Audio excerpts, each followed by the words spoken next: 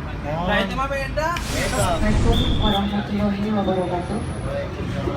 Selamat sore, salam sejahtera rekan-rekan dari media sekalian.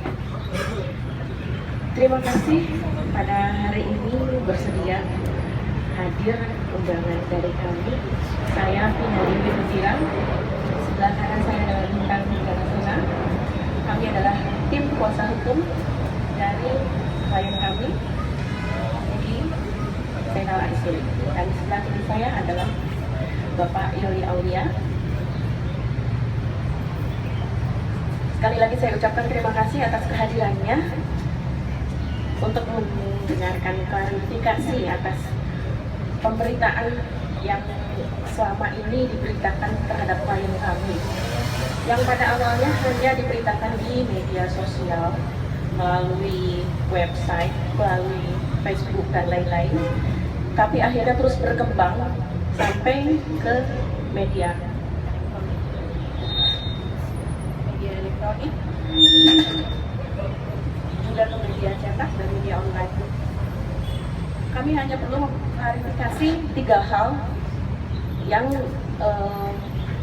dituduhkan atau diberitakan kepada klien kami itu tidak benar.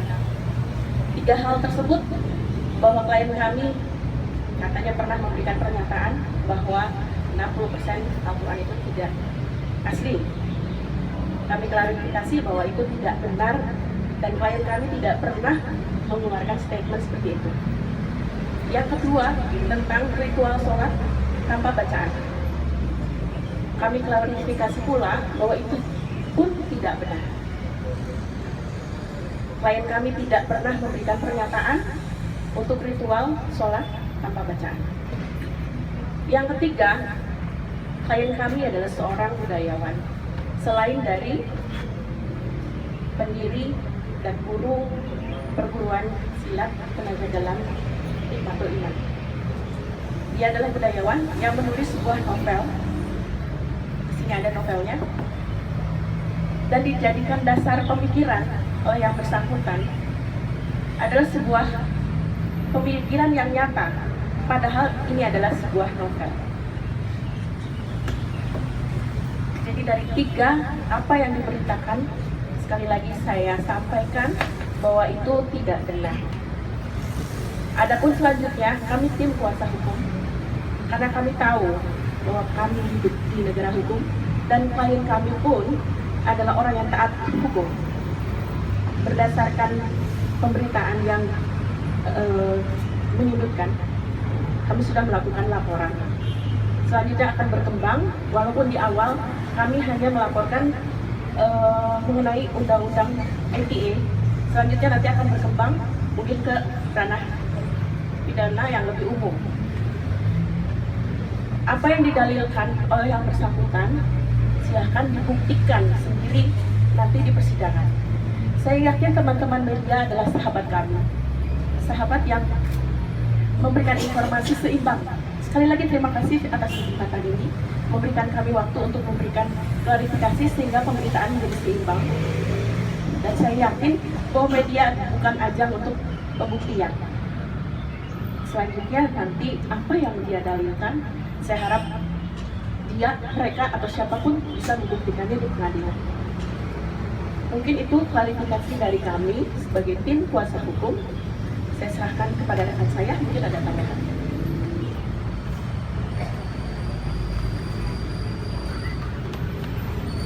Oke, jadi begini, kita memang sudah melaporkan ke pihak yang berwenang tentang cybercrime, karena mereka menggunakan web untuk menghina nama baik klien kami. Yang dituduhkan itu adalah pasal 27 angka 1, 27 angka 3 dan 28 angka 2 Undang-Undang ITE. Dan selanjutnya berdasarkan pemberitaan dari media, kita justru mendapatkan bukti baru. yang bisa mengarah pada pidana umum. Dan kita akan melakukan tindakan dengan didasarkan pasal 311 angka 1 dan junto 310 angka 1. Contohnya itu saja dari kami. Saya pikir media juga bisa bertanya kepada kami ya untuk lebih lanjutnya. Silakan kita buka mungkin ya. Mungkin untuk satu hal lagi, karena bukan saja menyangkut klien kami, bukan menyangkut media saja, tetapi juga ada satu lembaga yang kita hormati juga di sini, Majelis Ulama Indonesia, yang ikut terbawa-bawa melaporkan klien kami dengan dalil bahwa ajarannya itu menyimpang, yang akhirnya ingin dijuruskan kepada aliran sesat. Untuk itu sebenarnya MUI sendiri belum mengeluarkan fatwa seperti itu, dan banyak hal-hal yang mungkin nanti bisa disampaikan. Mungkin sedikit saja pertemuan kami dengan MUI, dan belum ada bentuk formalnya, cuman kami akan diundang nanti hari Rabu jam 10 untuk klarifikasi lebih lanjut.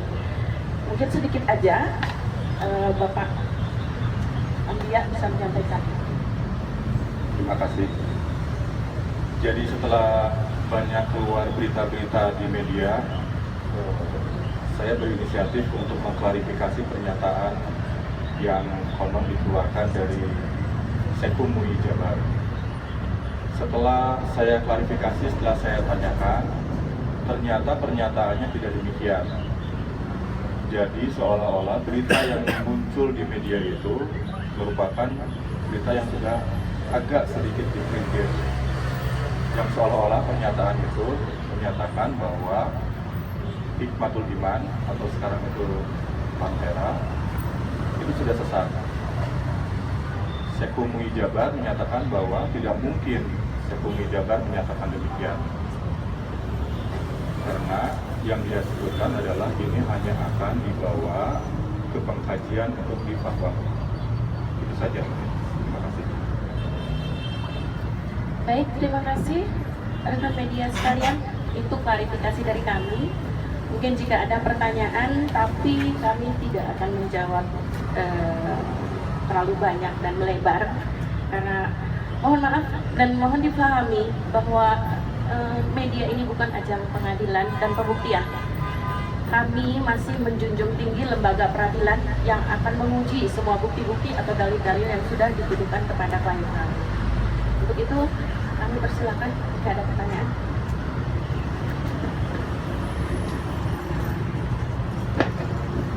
Assalamualaikum warahmatullahi wabarakatuh. Saya Muhammad dari Detikom. Mau nanya, nanti kan rencananya hari Rabu mau dipanggil MUI. Mungkin dari pihak kuasa hukum apa aja yang disiapkan untuk datang ke MUI? Cukup sekian. Waalaikumsalam. Jadi bukan dipanggil ya, kita tuh diundang untuk ya memberikan klarifikasi juga. Gitu. Yang kami persiapkan otomatis adalah jalur hukumnya, gitu. Bagaimana proses hukum, bagaimana sampai kami bisa membawa hal ini ke jalur hukum, itu yang kami persiapkan. Selanjutnya untuk klarifikasi masalah ketiga, permasalahan yang dituduhkan pada klien kami itu akan dijelaskan pula oleh klien kami secara langsung. Apapun yang nanti disampaikan, kami belum bisa sampaikan di sini ya, maaf gitu. Mungkin nanti hari Rabu setelah kami ketemu dengan MUI gitu, supaya nanti statement kami juga tidak menjadi prematur dan membuat rekan-rekan media juga jadi bingung mau membuat berita seperti apa. Tapi yang jelas MUI sampai saat ini tidak pernah mengeluarkan statement bahwa klien kami itu menyimpang atau sesat gitu, tapi belum secara formal. Dan kami memang menuntut secara formal itu penting sekali gitu. Makanya kami akan hadir atas undangan MUI Jabar. Terima kasih.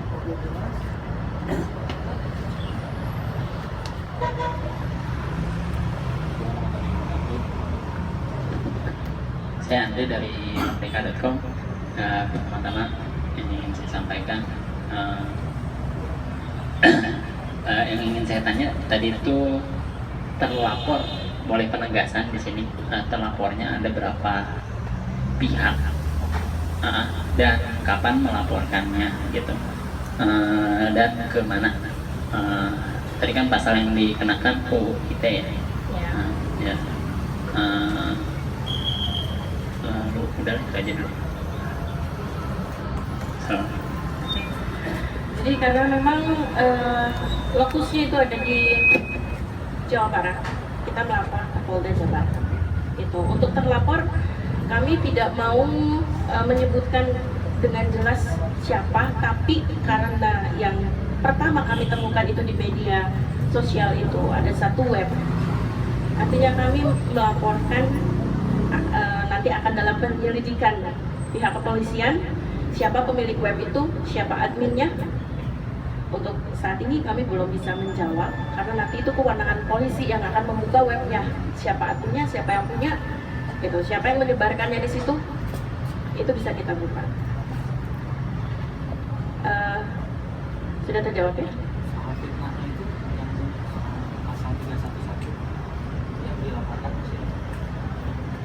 Sama juga gitu, karena pada awalnya kita menemukannya di web, di FB gitu. Jadi FB bisa aja pakai nama orang gitu.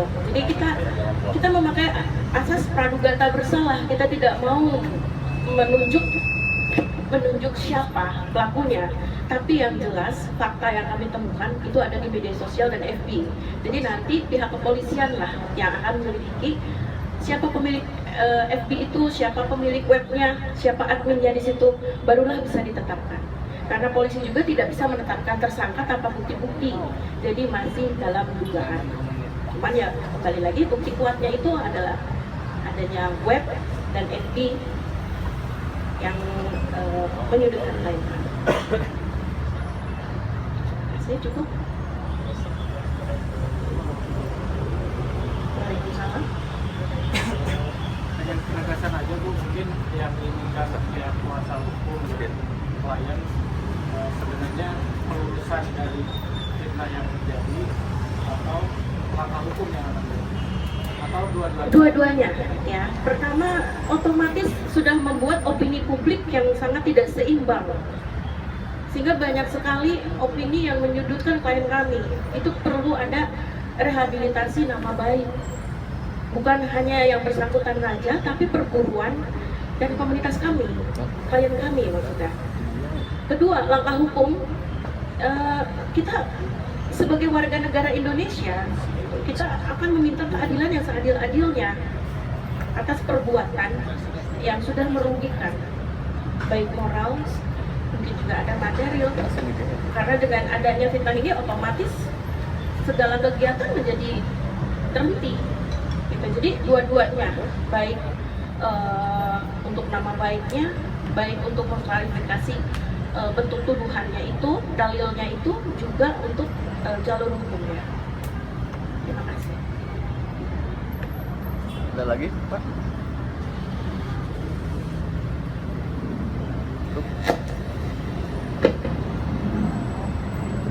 Halo.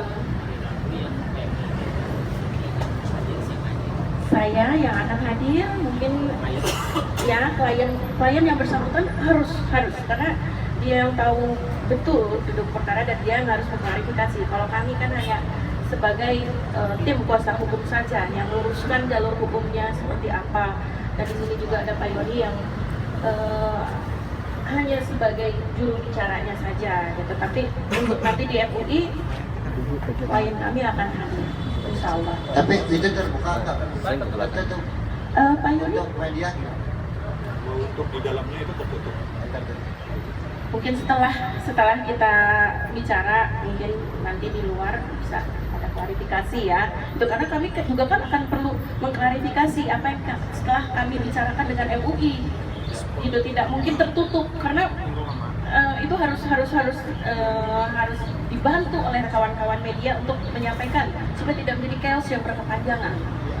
Terus ada lagi Bu, ini gimana misalkan terbukti, kalau tidak terbukti dari kuasa hukum lainnya tidak terbukti mengajarkan ajaran sesat, gimana tindak selanjutnya terhadap si Ya, pelaku itu? ya pertama tadi sama pertanyaannya, berarti kita ingin klarifikasi untuk rehabilitasi nama, itu pemulihan nama baik dan jalur hukum akan tetap berjalan. Karena kalau sudah melapor di kepolisian, sudah pihak kepolisian yang akan menyidik dan menindaklanjuti kasus ini. Jadi akan kami lakukan terus sehingga pembuktiannya akan diuji nanti di pengadilan, Pak. Gitu. Jadi ada tambahan lagi? Mungkin itu langkah kami. Ada tambahan? Ya langkah tadi langkah hukum. Jadi saya menambahkan pertanyaan masyarakat dari Detik. Kita memang akan menunjukkan upaya kita ya dalam bukti laporan polisi tadi ke MUI. Dapat berarti hal itu pihak MUI itu sudah menerima laporan dari orang yang diduga melakukan tindak pidana. Kan gitu. Itu kan baru diduga. Benar ya? Jadi diharapkan menjadi pertimbangan MUI apakah laporan yang mereka dapat itu valid, apakah tepat menerima laporan dari orang yang diduga melakukan tindak pidana. Jadi itu aja, tidak sekedar itu langkah hukum yang saya pikir tepat. Ada lagi?